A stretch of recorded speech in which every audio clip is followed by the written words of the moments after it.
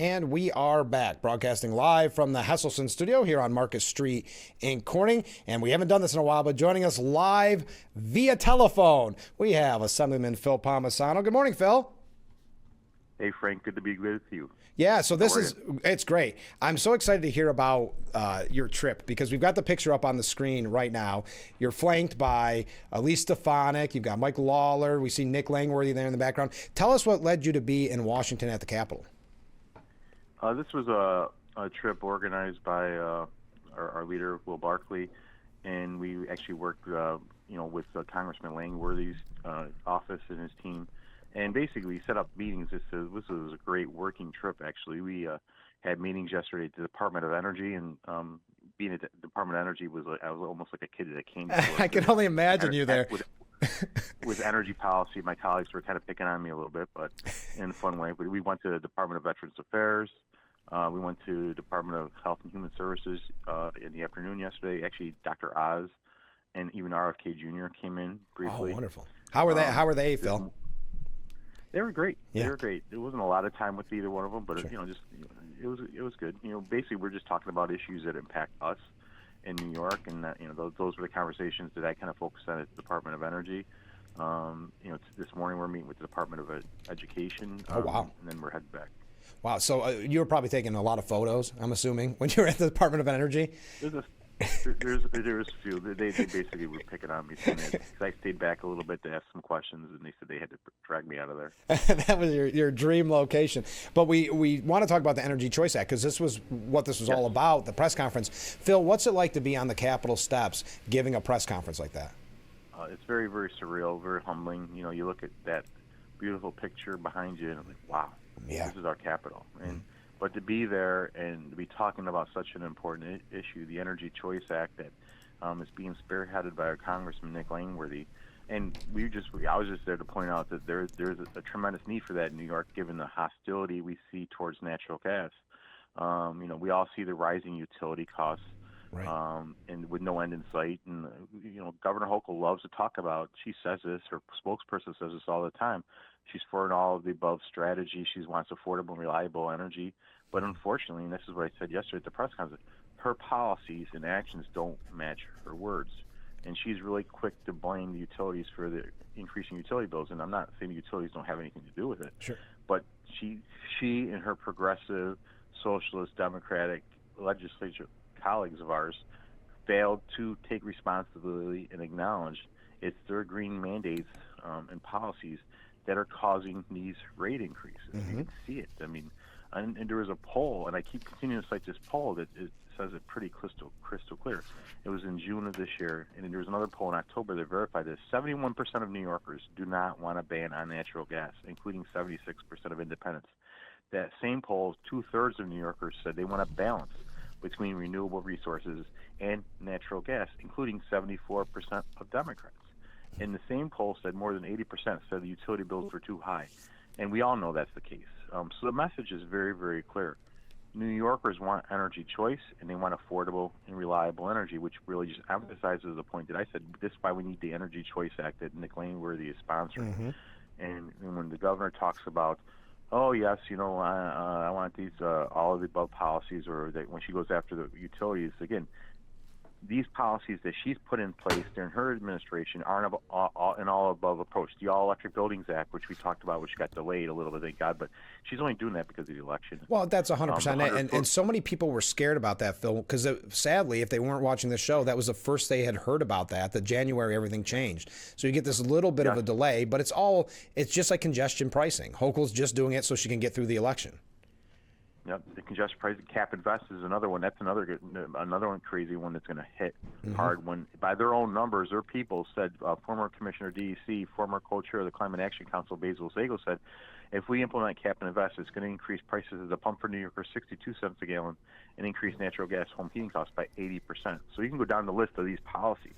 And it's really, to me, it's just this march towards full electrification. And what I've said over and over again, It's part of their radical energy climate agenda, which is designed to dismantle the affordable and reliable natural gas infrastructure supply and delivery system, despite the fact that 60% of New Yorkers heat their homes with natural gas, despite the fact that 40% of our generation comes from natural gas. It's totally decided to take away consumer choice on how you heat your home, cook your food, power your building, and the vehicle you drive. It will jeopardize the reliability of our grid, leading to dangerous and deadly blackouts. And it will continue our nation-leading out migration crisis that we have with more families, farmers, small businesses, and manufacturers leaving the state. And Phil, I kind of got to get back in my radio days because I'm not on the screen right now. It feels like I'm back in radio. But I want to tell people that they can go to Congressman Nick Langworthy's Facebook page, and you can still watch this press conference. It is on his live section, and I watched it yesterday. Great job, Phil. A sharp suit, by the way, Phil, looking at this picture. Oh, thank you.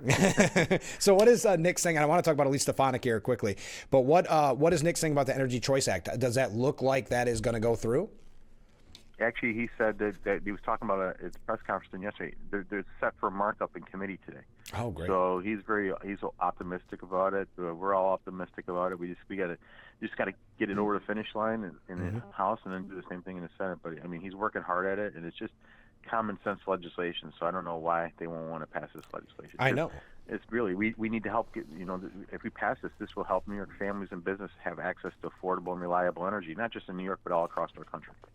Now, what was the reaction to your statement? Obviously, you're focusing on New York State issues, which I'm glad that you're there to do so with Elise Stefanik, who I'm sure is already aware, but being right next to you to hear all of this as she runs for governor, what was the reaction overall? I think the reaction from what I heard on this legislation is very positive. I actually met the chairman of the Energy Committee later at an event, and he's from Kentucky, and we were talking. I said, listen, come to our area, we can show you.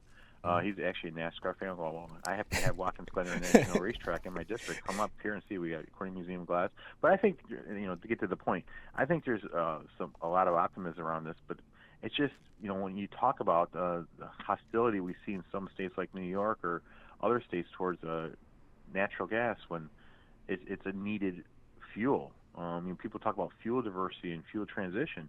I mean, in New York by 2040, we need 27 to 45 gigawatts, and for the viewer, 1 gigawatt is the equivalent of powering 750,000 homes. We need that much in dispatchable, emission-free resources. Dispatchable means available 24/7.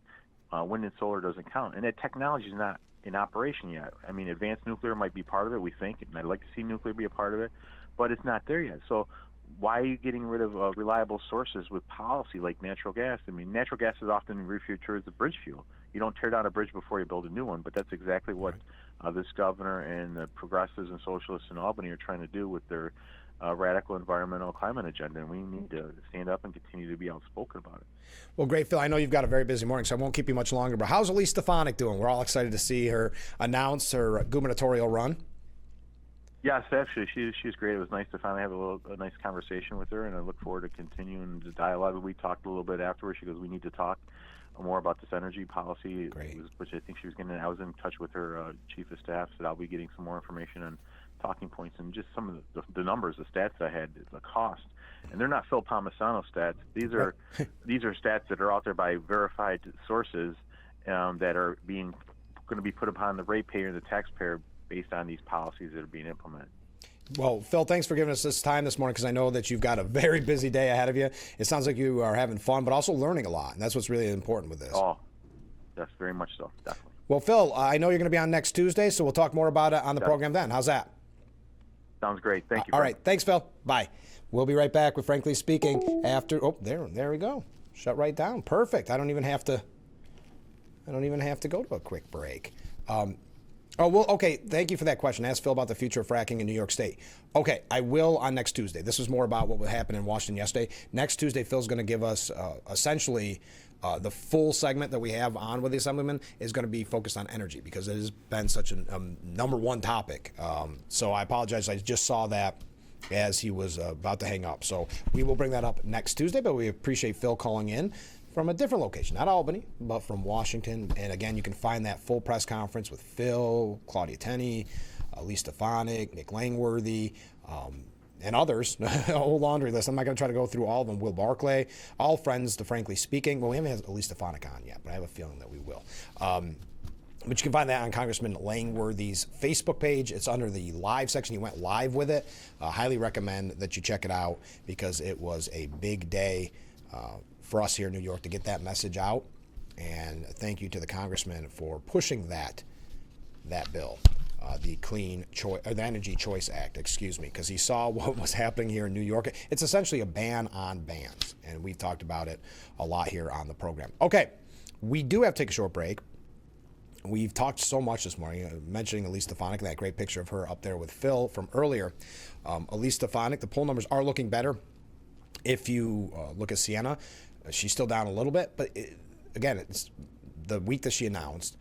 She hasn't campaigned yet, and this is still a poll. As I said, the polls are so antiquated in how they do it, especially at a statewide level. So I only mention it because it's newsworthy, but not because it's the gospel. I'll put it that way. Elise Stefanik is clearly scaring Governor Hochul, as you can see by some of her reaction to what Stefanik says. Still not sure, and I'd love to hear your take on it, still not sure what's the Bruce Blakeman thing.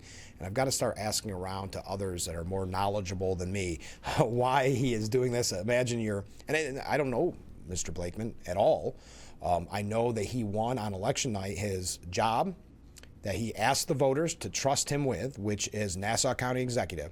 And then as soon as he won that job and the voters entrusted him to do that job, he said, you know what, maybe I don't want this job.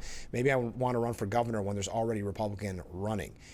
I don't know what's going on behind the scenes. We may never know what that reason is. I know some people on the program have texted in some theories on it. I'm not going to say conspiracy theories, but text in some theories on it. I don't know the answer, but I do want to get to the bottom of it as best as we can. We do have a couple updates on Democrats. We have a couple things here just about the Trump administration in general. We don't have a lot of time left together, so I hope that you'll get your comments in. Again, thank you to both of our guests this morning. Corning, mayor-elect, I should say, Pam Walker. We appreciate her being on the program, and she's going to keep us updated on the comprehensive plan. So she'll be joining us in the future. Also, of course, you just heard from Assemblyman Phil Palmesano calling in live from Washington. I think that went pretty smooth. So I appreciate you joining us, both of our guests. Stay with us. We'll be right back with Frankly Speaking here on WYDC TV, Big Fox.